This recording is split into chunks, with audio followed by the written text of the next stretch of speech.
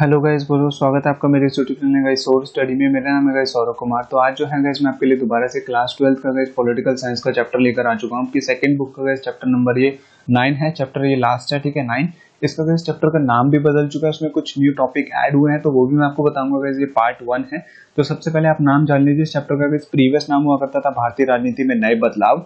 अब इस चैप्टर का नाम हो चुका है गाइस भारतीय राजनीति प्रवृत्तियां और विकास, और इस इंग्लिश में इसको बोला जाता है guys Indian politics trade and development. इस चैप्टर का नाम बदल गया है। कौन कौन से इसमें नए टॉपिक गाइस ऐड हुए हैं वो भी मैं सारी चीजें आपको डिटेल में बताऊंगा।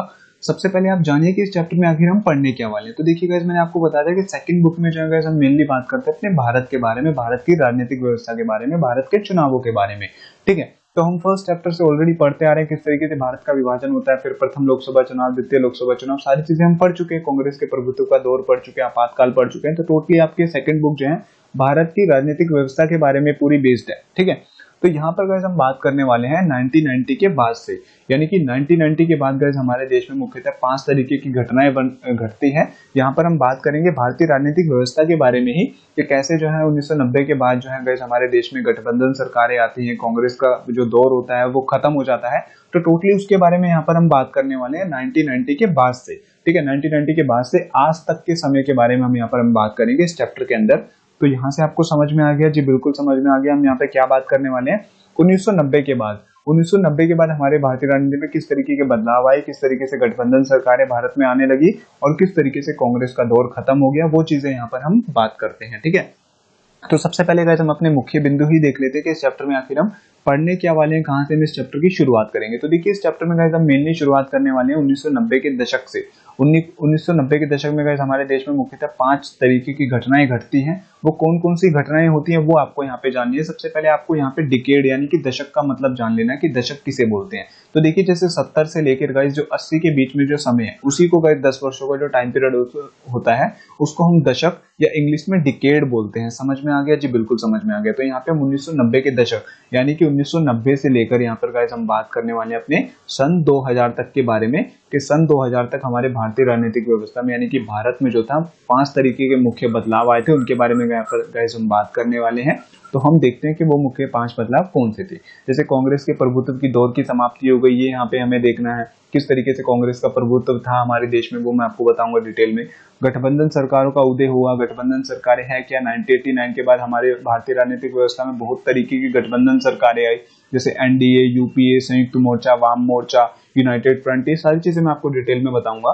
मंडल आयोग क्या है, ठीक है, और इसकी मुख्य सिफारिशें क्या थी। हमारे देश में ओबीसी वर्ग को लेकर ये मंडल आयोग बनाया गया था, ठीक है, बहुत विवाद हुआ था इसको लेकर जो था, ये मैं आपको बताऊंगा। नई आर्थिक नीति यानी कि एलपीजी, आपने बहुत बार सुना भी होगा गाइस एलपीजी क्या होती है। तो एलपीजी के बारे में मैं आपको बताऊंगा। एलपीजी हमारे देश में अपनाई गई और इसका मतलब होता क्या है। और बाबरी मस्जिद का गाइस विध्वंस कब और कैसे हुआ, और गोधरा हत्याकांड क्या है। बाबरी मस्जिद जो है गाइस हमारे देश में एक बहुत ज्वलंत मुद्दा था, जिसे कि 2019 में रिजोल्व कर लिया गया और बहुत लंबे समय से चलता आ रहा था। ये भी मैं सारी चीजें आपको डिटेल में बताऊंगा। ये चीजें बस यहाँ पे आपको इतनी ही ध्यान में रखनी है कि हम 1990 के बाद से हम 2000 यानी कि वर्तमान तक हम बात करेंगे किस तरीके से हमारे भारतीय रणनीति में बदलाव आ रहे हैं, ठीक है। तो समझ में आ गया जी, बिल्कुल समझ में आ गया, कोई भी डाउट नहीं। अब न्यू टॉपिक कौन से ऐड हुए हैं वो आप जान लो। यहाँ पे आपको गाइस अब बात करनी है एनडीए थर्ड, ठीक है, और 4 के बारे में, और इनके शासनकाल में 3rd और 4 के दौरान जो हमारे देश में मुख्य योजनाएं लागू की गई, जैसे बेटी बढ़ाओ बेटी पढ़ाओ, ठीक है, और उज्ज्वल योजना, ठीक है, अन्य योजनाएं भी हमारे देश में लागू की गई है। तो हम जब पढ़ेंगे डिटेल में, मैं आपको बताऊंगा एनडीए 3rd और 4 के बारे में, एनडीए का मतलब क्या होता है, ये चीजें हम इसी पार्ट के अंदर देख लेंगे। तो चलो हम अपने चैप्टर को शुरू कर लेते हैं। तो चलो हम अपने चैप्टर को गाइस अब शुरू कर लेते हैं। तो देखिए, मैंने यहाँ पे लिखा है 1990 के दशक में आए मुख्यतः 5 बदलाव। तो देखिए 1990 के दशक में कौन कौन से 5 बदलाव आए थे वो यहाँ पे आपको जान लेने हैं सबसे पहले। तो देखिए होता क्या है, 1990 के डिकेड में कांग्रेस का जो प्रभुत्व होता है, कांग्रेस का प्रभुत्व का मतलब मैं आपको बताऊंगा, ये समाप्त हो जाता है, ठीक है, और गठबंधन सरकार को गाइस उदय होता है, ये भी मैं आपको बताऊंगा। गठबंधन सरकारें किसे कहते हैं, कब बननी शुरू होती है, 1989 के बाद बननी शुरू होती है। नई आर्थिक नीति हमारे देश में अपनाई जाती है। नई आर्थिक नीति को गाइस हम बोलते हैं एलपीजी। बहुत सारे दोस्तों ने आपकी 11th में और 10th में ही पढ़ रखा होगा एलपीजी, ठीक है। उसके बाद गाइस क्या होता है, मंडल आयोग की सिफारिशों को देश में लागू कर दिया जाता है। जब ये देश में लागू की जाती है ओबीसी वर्ग के लिए, तो देश में बहुत सारे विवाद भी होते हैं, ठीक है। और बाबरी मस्जिद का गाइस विध्वंस हो जाता है। बाबरी मस्जिद गाइस हमारे देश में बहुत ही विवादास्पद एक मुद्दा था, जिसे कि 2019 में रिजोल्व कर लिया गया था सुप्रीम कोर्ट के द्वारा। ये चीजें भी मैं आपको यहाँ पे डिटेल में बताऊंगा। तो यहाँ पे गाइस आपको कांग्रेस के प्रभुत्व का दौर देखना है। सबसे पहले फर्स्ट पार्ट के अंदर गठबंधन सरकारें हम देखेंगे और नई आर्थिक नीति किस तरीके से हमारे देश में लागू की गई, इसकी मुख्य विशेषताएं क्या है, ये सारी चीजें हम यहाँ पर बात करेंगे। ठीक है। तो सबसे पहले गाइस आपको यहाँ पे कांग्रेस के प्रभुत्व का दौर समझना है। तो देखिए होता क्या गाइस, आपको पता ही होगा कि हमारे देश में जब भारत को आजादी मिलती है 1947 में मिलती है, आपको पता ही होगा। तो पहले लोकसभा चुनाव गाइस कब होते हैं, हमारे 1952 में होते हैं। ठीक है। तो ऐसे में गाइस क्या होता है कि 1952 से लेकर 1984 तक हमारे देश में गाइस क्या होता है, अन्य पार्टियों के अलावा बहुत सारी राजनीतिक दल होते हैं। जैसे आज के टाइम पे गाइस आपको पता होगा भाजपा है, कांग्रेस पार्टी है, बहुजन समाजवादी पार्टी है, AIADMK पार्टी है, बहुत सारी पार्टियां। लेकिन जीत किसको मिलती थी गाइस उस टाइम पीरियड में, 1952 से लेकर 1984 तक गाइस किस पार्टी को जीत मिल रही थी, 1952 से लेकर गाइस 1984 तक जो था एक ही पार्टी को बार बार जीत मिलती थी, वो थी गाइस हमारी कांग्रेस पार्टी। तो ऐसे में गाइस अन्य पार्टियां चुनाव लड़ती थी, लेकिन किसी अन्य पार्टी को गाइस जीत नहीं मिल पाती थी। इसका मेन रीजन ये था कि कांग्रेस पार्टी जो थी हमारे देश में गाइस सबसे बड़ी पुरानी पार्टी थी, और इसने हमारे देश में गाइस क्या किया था, जो स्वतंत्रता संग्राम संबंधी आंदोलन चलाए गए थे, यानी कि हमारे देश में जो आजादी के लिए आंदोलन चलाए थे, तो इसके जो नेता थे जैसे हमारे गांधी हो गए, जवाहरलाल नेहरू हो गए, सरदार वल्लभ भाई पटेल हो गए, तो बहुत बड़े बड़े नेता इसमें शामिल थे। उन्होंने हमारे देश को आजादी दिलाने में बहुत ज्यादा भूमिका निभाई थी। तो ऐसे में गाइस ये ट्रस्टेबल पार्टी थी और हमारी जमीन से जुड़ी हुई एक पार्टी थी कांग्रेस पार्टी, जिस वजह से गाइस क्या हो रहा था कि हम अन्य पार्टियों के ऊपर भरोसा करने की बजाय कांग्रेस पार्टी पे अधिक भरोसा करते थे, और कहीं ना कहीं अन्य पार्टी की जो उत्पत्ति हुई थी वो कांग्रेस पार्टी से ही निकल कर हुई थी। ठीक है। तो इस वजह से गाइस क्या हो रहा था, 1952 से लेकर 1984 तक केवल एक ही पार्टी को बार बार जो होता था गाइस जीत मिलती रहती थी, अन्य पार्टी को जीत नहीं मिल पा रही थी। तो इसी को गाइस हम क्या बोलते हैं, कांग्रेस के प्रभुत्व का दौर बोलते हैं। अर्थात जब 1952 से लेकर 1984 तक केंद्र लेवल पे और राज्य लेवल पे केवल एक ही पार्टी को बार बार जीत मिल रही है, जीत प्राप्त हो रही है, तो उसी को गाइस हम क्या बोलते हैं, कांग्रेस के प्रभुत्व का दौर बोलते हैं। प्रभुत्व का मतलब होता है दबदबा बनाना। ठीक है। तो यहाँ पे थोड़े से आप एक बार चुनाव देख लीजिए, कब कब हमारे देश में चुनाव होते हैं। तो पहले लोकसभा चुनाव होता है हमारे 1952 में, जिसमें कांग्रेस पार्टी की विजय होती है। दूसरे होते हैं 1957 में, इसमें भी कांग्रेस पार्टी जीतती है। ये आपको पता ही होगा, ऑलरेडी मैं बता चुका हूँ कितनी सीटें उसको मिलती है। तीसरे चुनाव होते हैं 1962 में, इसमें भी कांग्रेस पार्टी जीतती है। तो यहाँ से आप देखो 15 साल तक जो चुनाव हो रहे हैं, 3 लोकसभा चुनाव, 5-5 सालों का एक चुनाव होता है, तो 15 सालों तक लगातार एक ही पार्टी को जीत मिल रही है। तो ये कांग्रेस के प्रभुत्व का दौर है। चौथे लोकसभा चुनाव होते हैं गाइस हमारे 1967 में। ये थोड़े से इंपॉर्टेंट माने जाते हैं क्योंकि इसी चुनाव में गाइस क्या होता है, पहली बार कांग्रेस को गाइस क्या होता है, बहुत सारे राज्यों में हार का सामना करना पड़ता है, और लगभग गाइस माना जाता है कांग्रेस पार्टी जो थी 9 राज्यों में हार गई थी। जैसे दल बदल की व्यवस्था सामने आई थी इस टाइम पीरियड में, गठबंधन सरकारें हमें राज्य लेवल पे देखने को मिली थी। तो ये चीजें हुई थी हमारे 1967 के चुनाव में, जो कि आपको मैंने बताया भी था। ठीक है। फिर हमारे 5वें चुनाव होते हैं 1971 में, जब ये मध्यावधि चुनाव होते हैं। मध्यावधि चुनाव क्यों होते हैं, क्योंकि जो इंदिरा गांधी होती है वो लोकसभा को भंग कर देती है। तो इस वजह से गाइस 1972 में जो चुनाव 1971 में ही होते हैं, इसमें भी गाइस कांग्रेस पार्टी जीतती है। क्यों जीतती है 1971 के चुनाव में, वो भी मैंने आपको बताया था कैसे कम बैक उसका होता है, कि बहुत सारे राज्यों में हारने के बाद भी वो बहुत सारे राज्यों में जहां पर वो हारी थी दोबारा से अपनी सत्ता वहां पे स्थापित कर लेती है, क्योंकि उसने गरीबी हटाओ का नारा दिया था। आपको पता होगा इंदिरा गांधी ने 1971 के टाइम पीरियड में, जो कि बहुत ज्यादा फेमस हुआ था। ठीक है।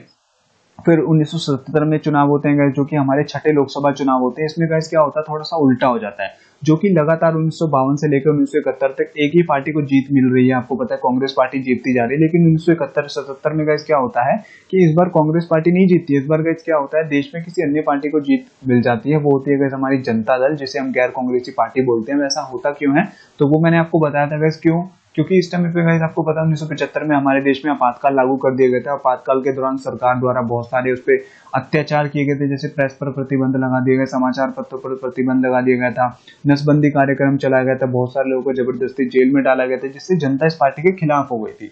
ठीक है। तो इसलिए देश में जो था लोगों ने अन्य पार्टी को अवसर दिया। इस वजह से गाइस क्या होता है, देश में जनता दल जीत जाता है। और पहली बार गाइस क्या होता है 1977 में हमारे देश में किसी गैर कांग्रेसी पार्टी को लोकसभा में सत्ता में आने का मौका या सरकार बनाने का मौका मिल जाता है। ये भी चीजें मैंने आपको बताई थी डिटेल में, आपको याद होगा जी, बिल्कुल याद है, कोई दिक्कत नहीं है। लेकिन गाइस क्या होता है, इस पार्टी में कुछ आंतरिक मतभेद के कारण, जैसे कि मोरारजी देसाई, जयप्रकाश नारायण, इनके मध्य के इस पद को लेकर ना, प्रधानमंत्री पद को लेकर मतभेद थे कि मैं प्रधानमंत्री बनूंगा, तुम नहीं बनोगे।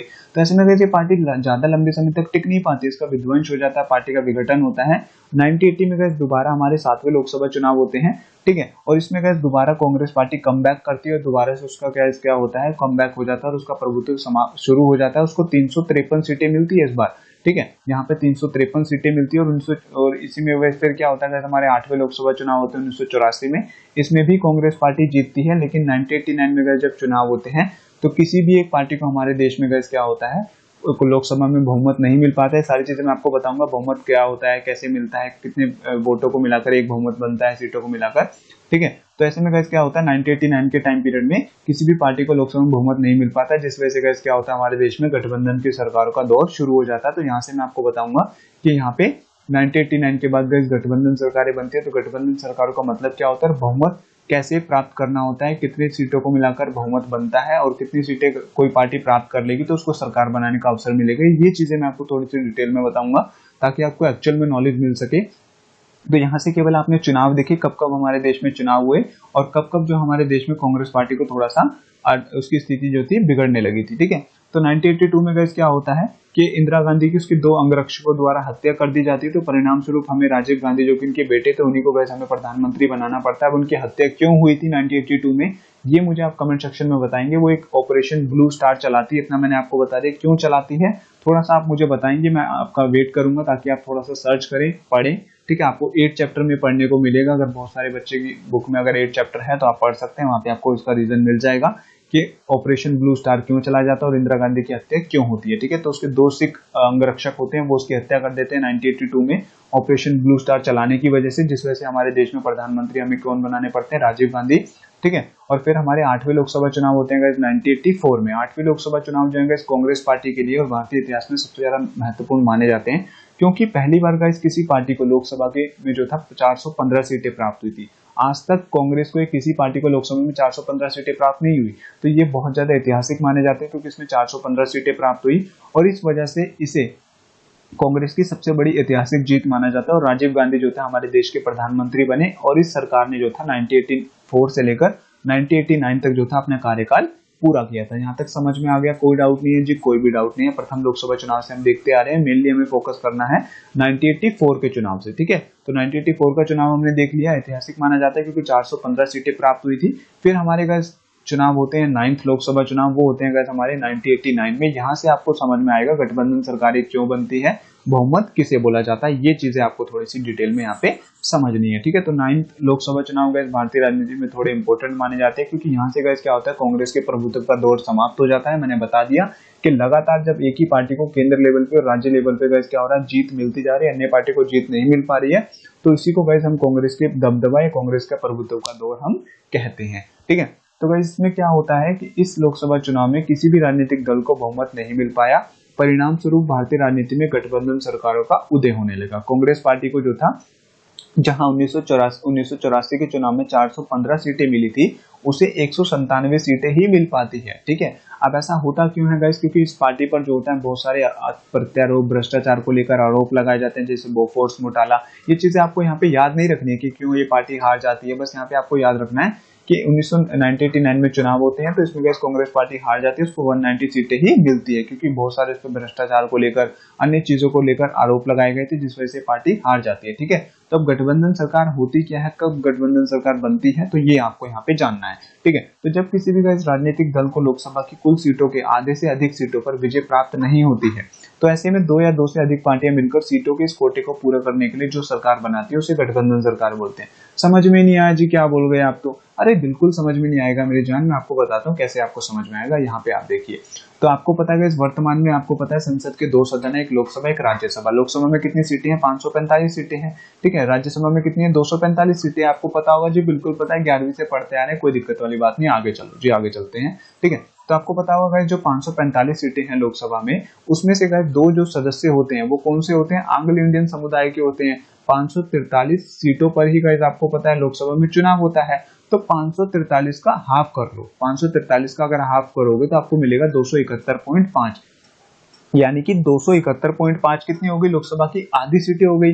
तो 271.5 या इससे अधिक सीटें, 271 या 271 से अधिक सीटें जिस पार्टी को लोकसभा में जीत मिल जाती है इतनी सीटों पर, तो उसी को गाइस क्या बोलते हैं, हम बहुमत बोलते हैं। ठीक है, तो बहुमत का मतलब समझ में आ गया। बहुमत कब प्राप्त होता है कि लोकसभा की जो 543 सीटें हैं, 543 को अगर हम 2 से डिवाइड करेंगे तो कितना आएगा गाइस, हमारा 271.5 आएगा। यानी ऐसा माना जाता है कि 271 या 271 से ज्यादा सीटें जिस पार्टी को लोकसभा में मिल जाती है, तो इससे में गाइस क्या होता है, बहुमत उसे मिल जाता है, अर्थात वो सरकार बना लेते हैं। लेकिन अब आप बात करोगे 1952 से लेकर, तो हमारी लोकसभा की सीटें चेंज होती जा रही थी। ठीक है, तो वो आपको वहां पे याद नहीं रखनी है।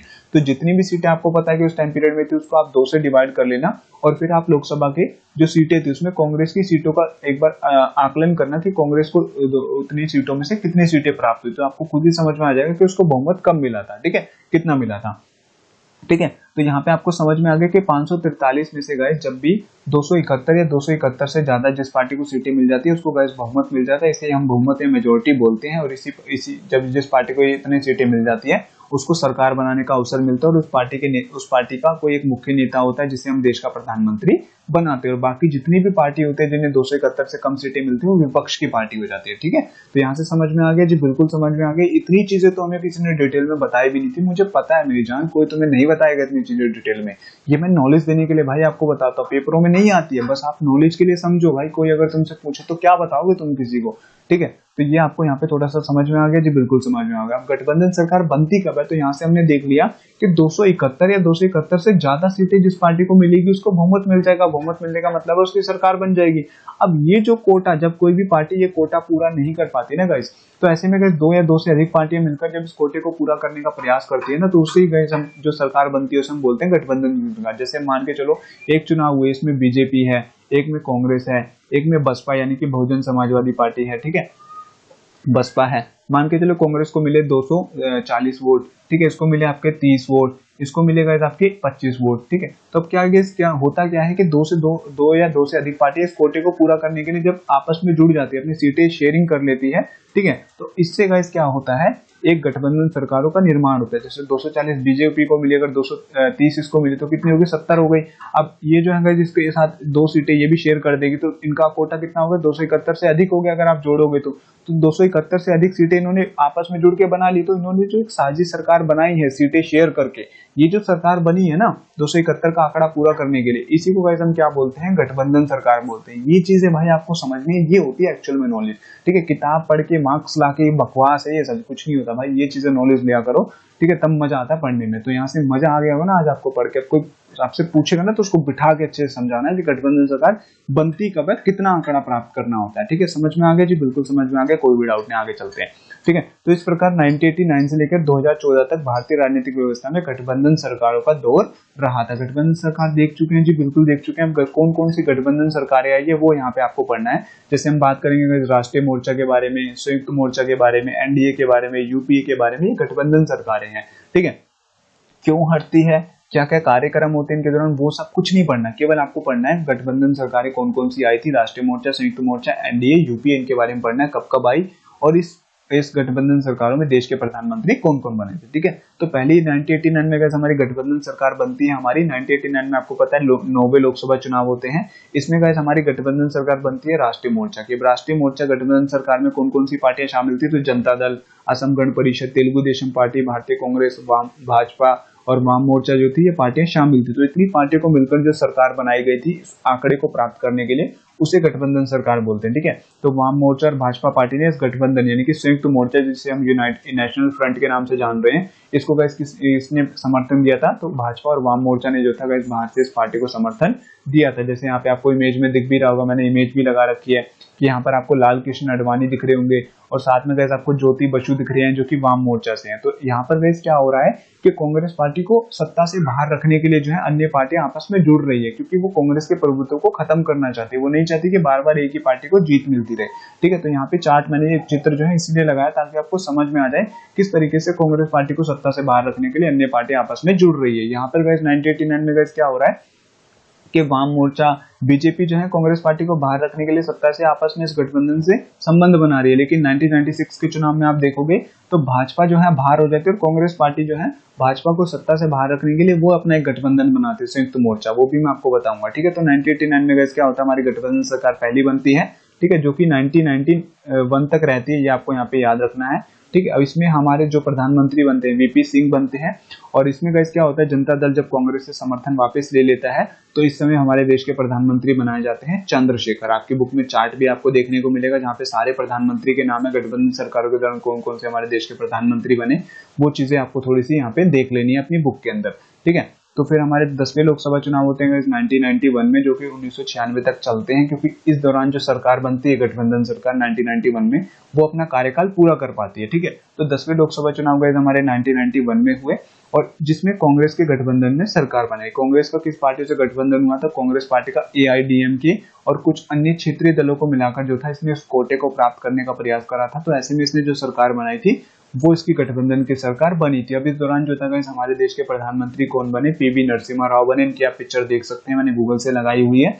ठीक है, और कांग्रेस के इस गठबंधन ने इस दौर में अपना कार्यकाल जो था पूरा करा। 1991 में ये सत्ता में आए और 1996 तक जो था ये अपने देश में इन्होंने जो था शासन को चलाया था। ठीक है, इसी दौरान जो था देश में मुख्य नीतियां लागू की गई थी, जैसे नई आर्थिक नीति हमारे देश में अपनाई गई थी, मंडल आयोग की सिफारिशों को लागू कर दिया गया था। ये भी चीजें मैं आपको बताऊंगा। बस यहाँ पे आपको इतना ही याद रखना है कि दूसरी गठबंधन सरकार कब बनती है, 1991 में बनती है, जो कि अपना शासनकाल पूरा कर पाती है, और पहली जो गठबंधन सरकार होती है वो अपना कार्यकाल पूरा नहीं कर पाती है। ठीक है, फिर 11वें लोकसभा चुनाव होते हैं। 11वें लोकसभा चुनाव आपके कब होते हैं, तो 1996 में होते हैं। तो 11वें लोकसभा चुनाव 1996 में हुए, जिसमें जो भाजपा पार्टी थी, यानी कि बहुजन समाजवादी जो पार्टी थी आपकी, ठीक है, सॉरी, भाजपा जो पार्टी थी, भारतीय जनता पार्टी, ये जो थी सबसे बड़ी पार्टी बनकर उभरी। यानी बड़ी पार्टी का मतलब है कि मान के चलो 5 पार्टियों ने चुनाव में भाग लिया, तो सबसे ज्यादा जो सीटें प्राप्त हुई वो भाजपा पार्टी को प्राप्त हुई। तो इस वजह से गाइस क्या हुआ, 1996 के चुनाव में सबसे बड़ी पार्टी बन गई। ठीक है, इसको बहुमत नहीं मिल रहा है, बहुमत नहीं मिल रहा है, बल्कि क्या हो रहा है, ये बड़ी पार्टी बनकर उभर रही है। बड़ी पार्टी का मतलब है कि बहुत पार्टियां चुनाव तो लड़ रही है,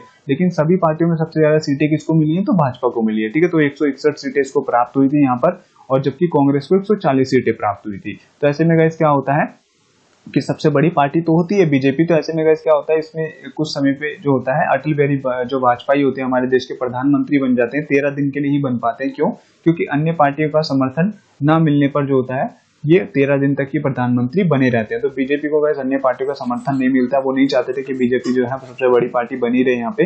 तो ऐसे में गाइस क्या होता है, जो हमारे अटल बिहारी वाजपेयी होते हैं वो 13 दिन तक ही हमारे देश के प्रधानमंत्री बने रहते हैं। 1996 में आपको याद रखना है। ठीक है, तो दूसरी गठबंधन सरकार हमारी तीसरी बनी थी, 1996 में बनी थी। ठीक है, 1998 तक जो थी हमारे सत्ता में रही थी। ठीक है, ये भी आपको यहाँ पे याद रखना है थोड़ा सा। तो यहाँ पे आप देखोगे संयुक्त मोर्चा की सरकार बनती है हमारी, ये गठबंधन सरकार है, तीसरी सरकार, जो कि 1998 में बनती है। ठीक है, सॉरी 1996 में बनती है और 1998 में ये समाप्त हो जाती है। ये यहाँ पे आपको याद रखना है। तो कांग्रेस और CPI तथा कुछ अन्य पार्टियों को मिलकर ये गठबंधन बना था, जिसे संयुक्त मोर्चा हम बोलते हैं, यूनाइटेड फ्रंट बोलते हैं। इस गठबंधन ने इससे जो था देश के प्रधानमंत्री हमारे HD देवगौड़ा बने, और उसके बाद गए हमारे इंद्र कुमार गुजराल बने थे। ठीक है, तो संयुक्त मोर्चा जो गठबंधन हमारा बना था 1996 में, जो 1998 तक चला था, इसमें हमारे देश के दो प्रधानमंत्री बने थे, एक आपके HD देवगौड़ा और आपके एक बने थे आपके इंद्र कुमार गुजराल बने थे। ये चीजें बस यहाँ पे आपको याद रखनी है, ये सब आपको याद नहीं रखना। दोबारा बता रहा हूँ कि इनके दौरान कौन कौन से कार्यक्रम किए गए, कब ये सरकार गिर गई, क्यों गिर गई, ये सब आपको चीजें याद नहीं रखनी, क्योंकि क्वेश्चन नहीं आते। केवल यहाँ से आपको समझना है कि गठबंधन सरकारें क्या होती है। 1989 के बाद कौन कौन सी गठबंधन सरकारें भारत में आने लगी थी, वो चीजें हम पढ़ रहे हैं। ठीक है, 12वें लोकसभा चुनाव होते हैं 1998 में। ये बहुत इंपॉर्टेंट माने जाते हैं, क्योंकि यही से गाइस हमारी जो NDA, जिसकी सरकार आज भी हमारे वर्तमान में चल रही है NDA की, ये गाइस हमारे भारत में शामिल होती है। NDA कब बनती है ये हमें देखनी है। तो 12वें लोकसभा चुनाव गाइस 1998 में हुए, जिसमें बीजेपी के गठबंधन राजग, इसे हिंदी में बोला जाता है, NDA से इंग्लिश में बोला जाता है, NDA को जीत मिली। अब ये गाइस गठबंधन जो है बहुत सारी पार्टियों को मिलाकर 1998 में बनाया गया था, जिसमें बीजेपी जो है सबसे बड़ी पार्टी है, ठीक है। तो 1998 में इस गठबंधन की स्थापना की गई थी एनडीए की, जिसमें भारतीय जनता जो पार्टी है वो सबसे बड़ी पार्टी है। इसमें स्टार्टिंग में जो था मुख्यतः 13 पार्टियां शामिल थी, और ऐसा नहीं है कि आज भी इसमें 13 पार्टियां, जैसे बीजू जनता दल, समता दल, ठीक है, एआईएडीएमके, जनता पार्टी, बीजेपी, अन्य कुछ पार्टियां थी, लगभग 13 पार्टियां थी। उन्होंने मिलकर इस गठबंधन को बनाया था। तो इस गठबंधन को मिलाकर इस गठबंधन को 13 पार्टियों ने जब बनाया, तो इसी गठबंधन को गाइस हम क्या बोलते हैं, एनडीए या राजग बोलते हैं। इसको हिंदी में फुल फॉर्म होती है राष्ट्रीय जनतांत्रिक गठबंधन, इंग्लिश में इसको बोला जाता है नेशनल डेमोक्रेटिक अलायंस। यहाँ से आपको गाइस फुल फॉर्म पूछ जाती है कि एनडीए की फुल फॉर्म बताएं, ठीक है, इसकी फुल फॉर्म क्या है, तो नेशनल डेमोक्रेटिक अलायंस, या राजग की फुल फॉर्म क्या है, तो राष्ट्रीय जनतांत्रिक गठबंधन है, जिसकी स्थापना इस गठबंधन की 1998 में होती है। स्टार्टिंग में इसमें 13 पार्टियां थी, और अब जो है इसमें पार्टियां कहीं बढ़ भी जाती है और कहीं घट भी जाती है, चीजें आपको यहाँ पे याद रखनी है। तो 1998 में गाइस चुनाव होते हैं, तो राष्ट्रीय जनतांत्रिक जो हमारा गठबंधन होता है उसको गाइस जीत मिलती है, ये यहाँ पे आपको याद रखना है। और ये 1999 तक ही गाइस सत्ता में रह पाते हैं। अटल बिहारी वाजपेयी दोबारा से हमारे देश के प्रधानमंत्री बनते हैं। तो आपने देख लिया 2 बार ये हमारे देश के प्रधानमंत्री बन चुके हैं, एक बार 1996 में और एक बार हमारे 1999 में। 1998 में भी हमारे देश के प्रधानमंत्री बने थे। तो यहाँ से गाइस थोड़ा सा आपको एनडीए के बारे में याद रखना है, फुल फॉर्म, कब ये एनडीए बनता है, एनडीए आपको समझ के चलना है, क्योंकि एनडीए वर्तमान में गाइस इसकी सरकार हमारे देश में मौजूद है। तो एनडीए जो था 1998 में बीजेपी और कुछ अन्य 12 राजनीतिक दलों को मिलाकर बनाया गया था। ये जो गठबंधन बना था उसी को हम एनडीए यानी कि नेशनल डेमोक्रेटिक अलायंस या राष्ट्रीय जनतांत्रिक गठबंधन कहते हैं। समझ में आ गया जी? बिल्कुल समझ में आ गया, कोई भी डाउट नहीं है, ठीक है। तो इसकी सरकार बनी, हमारे अटल बिहारी वाजपेयी बने। ये जो था गाइस कुछ ही दिनों के लिए प्रधानमंत्री रह पाए, उनकी सरकार फिर दोबारा से गिर गई।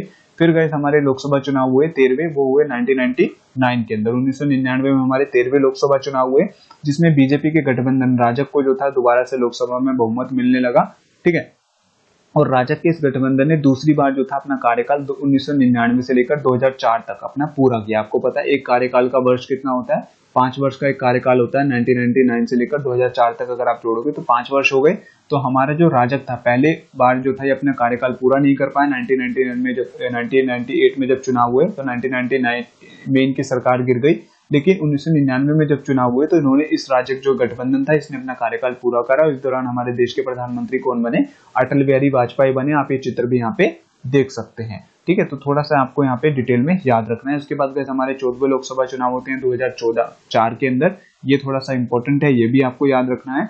इसमें गैस दोबारा से एक और गठबंधन बनता है जो कि हमारे वर्तमान में हमारी राजनीतिक सत्ता में नहीं है, अब एनडीए है। तो ये गठबंधन क्या है ये आपको यहाँ पे याद रखना है। तो संयुक्त प्रगतिशील गठबंधन नामक एक बनाया जाता है, जिसे यूपीए इंग्लिश में बोला जाता है। ये बनता किस पार्टी को मिलकर है? तो देखिए कांग्रेस पार्टी तथा कुछ अन्य पार्टियों ने मिलकर 14वें लोकसभा के चुनाव के दौरान जो गठबंधन बनाया था उसी को हम यूपीए या हम सप्रसंग के नाम से जानते हैं, ठीक है। तो यूपीए की फुल फॉर्म होती है यूनाइटेड प्रोग्रेसिव अलायंस और सप्रंग की फुल फॉर्म होती है संयुक्त प्रगतिशील गठबंधन। तो ये गठबंधन कब बना था? तो 2004 के अंदर ये बना था। कांग्रेस प्लस कुछ अन्य पार्टी को मिलकर बनाया गया था।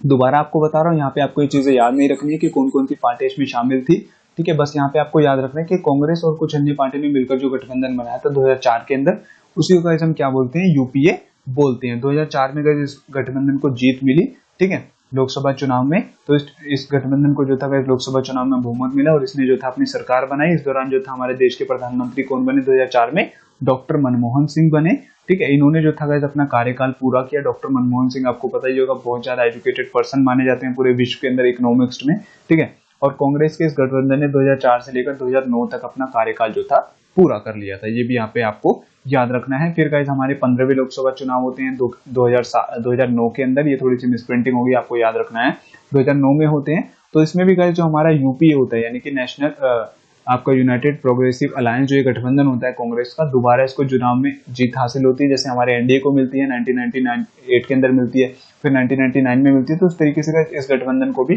पहले 2004 में जीत मिली, फिर उसके बाद जो था 2009 के अंदर दोबारा जीत मिली थी। तो इस दौरान हमारे देश के प्रधानमंत्री दोबारा गाइस कौन बने थे? दोबारा हमारे देश के प्रधानमंत्री बने थे डॉक्टर मनमोहन सिंह। ये आपको यहाँ पे याद रखना है, ठीक है। तो कांग्रेस के इस गठबंधन ने एक बार दोबारा जो था 2009 से लेकर 2014 तक जो था अपना दूसरा कार्यकाल पूरा किया था। ये भी यहाँ पे आपको याद रखना है। तो यहाँ पे अगर 2 आपने गठबंधन देखे, मोस्ट इंपोर्टेंट है आपके।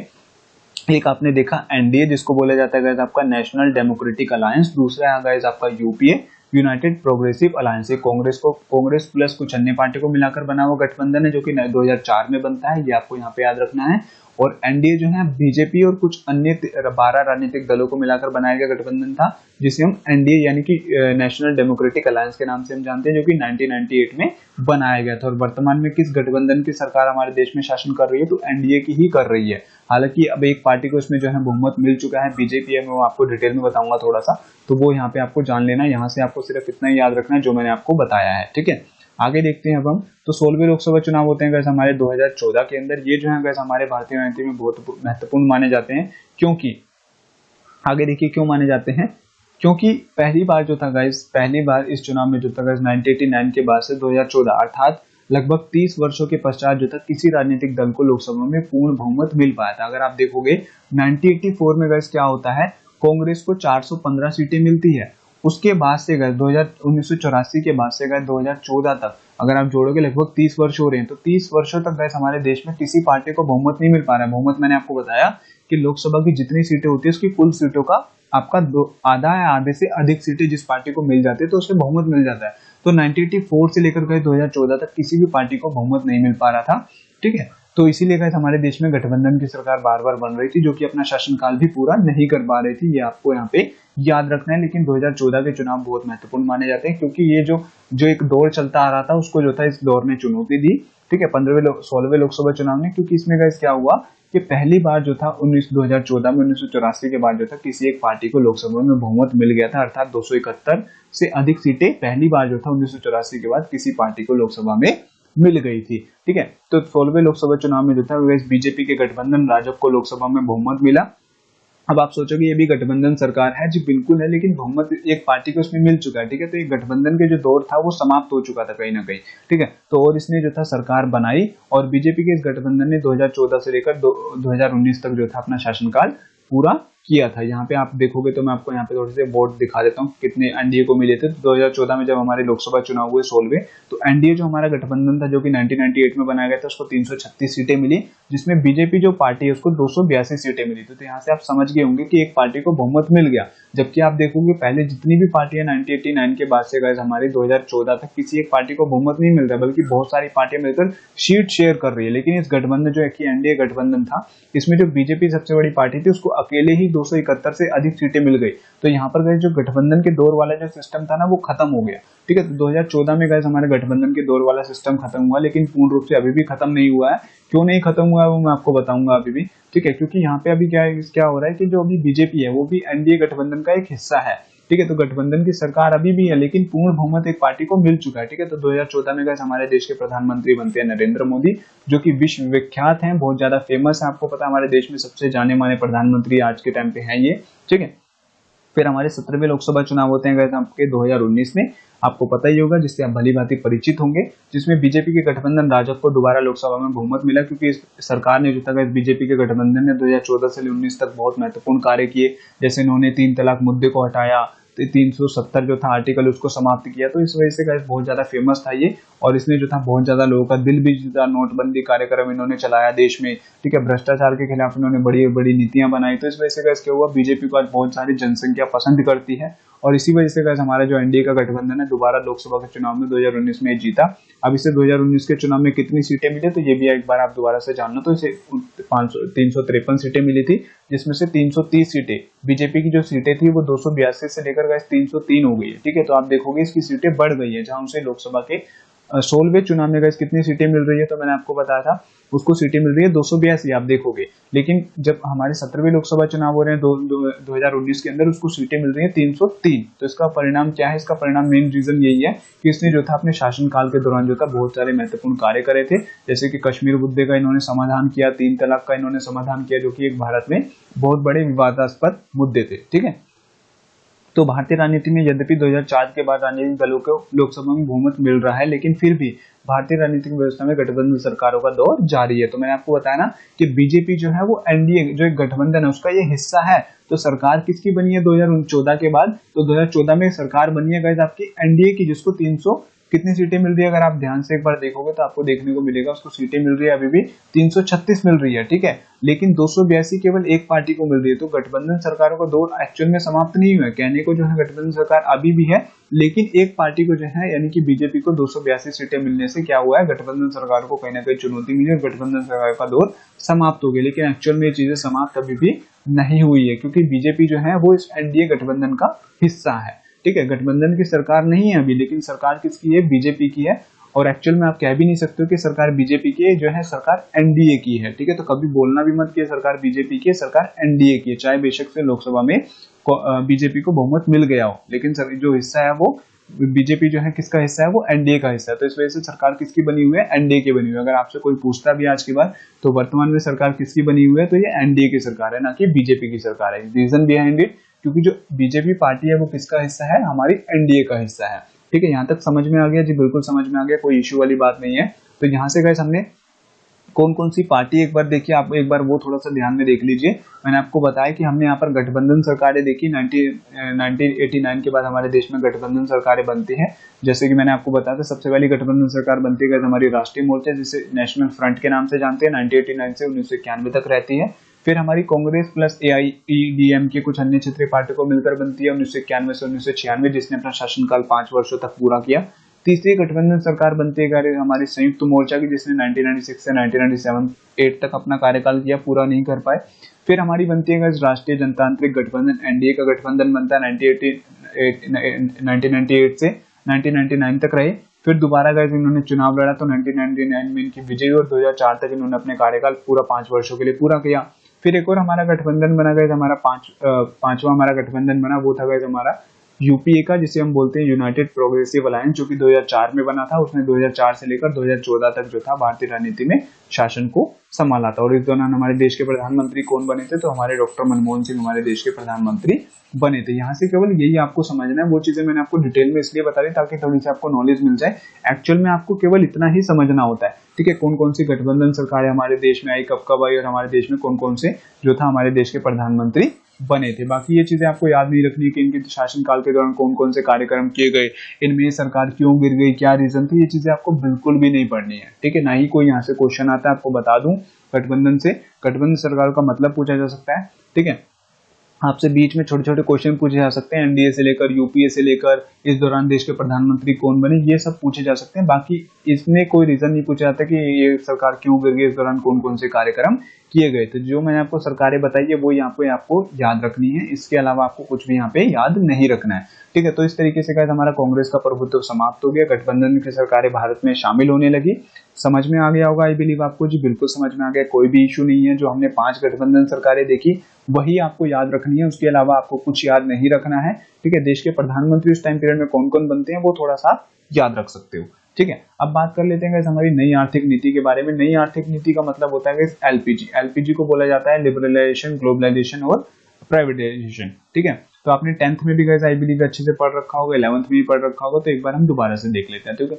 तो देखिए होता क्या था गाइस, 1991 से पहले हमारा देश जो था गाइस किसी भी देशों से व्यापार नहीं करता था। तो ऐसे में गाइस क्या था, भारत की जो आर्थिक स्थिति थी बहुत ज्यादा बेकार थी, क्योंकि हम किसी भी देश से अगर व्यापार नहीं करेंगे तो हमारे देश में जिन जिन चीजों की कमी है उन चीजों को हम दूसरे देशों से प्राप्त नहीं करेंगे, तो उन कमी को हम कैसे दूर कर पाएंगे।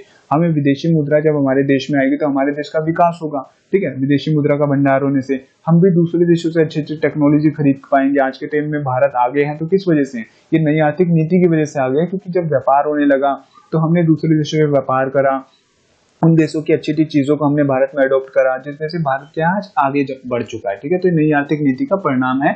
तो भारत जो था आर्थिक रूप से अपने आप को जो था काफी ज्यादा प्रबल मजबूत बनाना चाहता था, क्योंकि इस टाइम पीरियड में जो था भारत की कंडीशन काफी ज्यादा बेकार थी। तो इसी वजह से क्या होता है, 1991 में जब हमारी कौन सी सरकार बनती है, आपको पता ही होगा, आपका कांग्रेस का एक गठबंधन बनता है, जिसमें हमारे देश के प्रधानमंत्री कौन बनते हैं, पीवी नरसिम्हा राव हमारे देश के प्रधानमंत्री बनते हैं। और ये सरकार जो है पूरा 5 वर्षों तक शासनकाल करती है, ठीक है। तो पीवी नरसिम्हा राव के सरकार के दौरान ही जो था हमारे देश में नई आर्थिक नीति अपनाई गई। हमारे देश के प्रधानमंत्री थे पीवी नरसिम्हा राव, और हमारे देश के वित्त मंत्री कौन थे गाइस, तो डॉक्टर मनमोहन सिंह थे, जो कि इकोनॉमिक में यानी कि इकोनॉमी जो आपकी अर्थशास्त्र है उसमें देश में विश्व में सबसे बड़े वो ज्ञाता माने जाते हैं। ठीक है। तो इसी टाइम में जो था गाइस सरकार के दौरान जो था हमारे देश में नई आर्थिक नीति, जिसे हम शॉर्ट फॉर्म में बोलते हैं एलपीजी, एलपीजी का फुल फॉर्म होती है लिबरलाइजेशन, प्राइवेटाइजेशन और ग्लोबलाइजेशन, ये नीति हमारे देश में अपनाई गई और इसके मुख्यतः 3 पहलू थे। तीनों का मतलब क्या था तो ये आपको यहाँ पे देखना है। तो उदारीकरण को बोलते हैं गाइस हम यहाँ पे